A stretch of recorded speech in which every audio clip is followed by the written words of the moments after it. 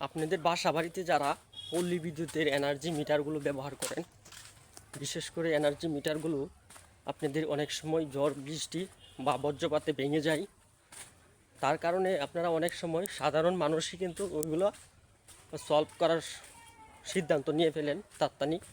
কিন্তু আপনারা ভুলেও এই কাজটি করবেন না। সব সময় সতর্ক থাকবেন।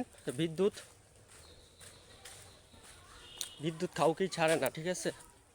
আপনারা সাথে সাথে যে পল্লী বিদ্যুৎ অভিযোগ কেন্দ্র আছে সেই অভিযোগ কেন্দ্রীয় অফিসে জরুরি ভিত্তিতে কল করবেন বা তাদেরকে মেসেজ দিবেন। তারা কি করবে, সরাসরি এসে ভাঙচুর যে মিটারটা রয়েছে বা আপনাদের বাসা বাড়িতে সেই মিটারটা নিয়ে তারা নতুন মিটারের জন্য একটি আবেদন ফর্ম অফিসে জমা দিবে। জমা দেওয়ার পরে আপনাদের বাসা বাড়িতে নতুন মিটার তারা সংযোগ করে দিয়ে যাবে। তো আপনারা সবাই সতর্ক থাকবেন, কখনোই এই ভুলটি করবেন না।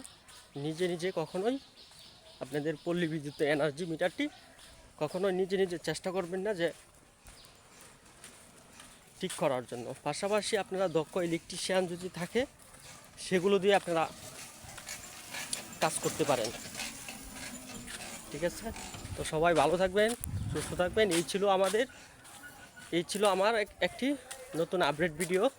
তো দেখা হচ্ছে পরবর্তী কোনো নতুন ভিডিওতে। আল্লাহ হাফেজ।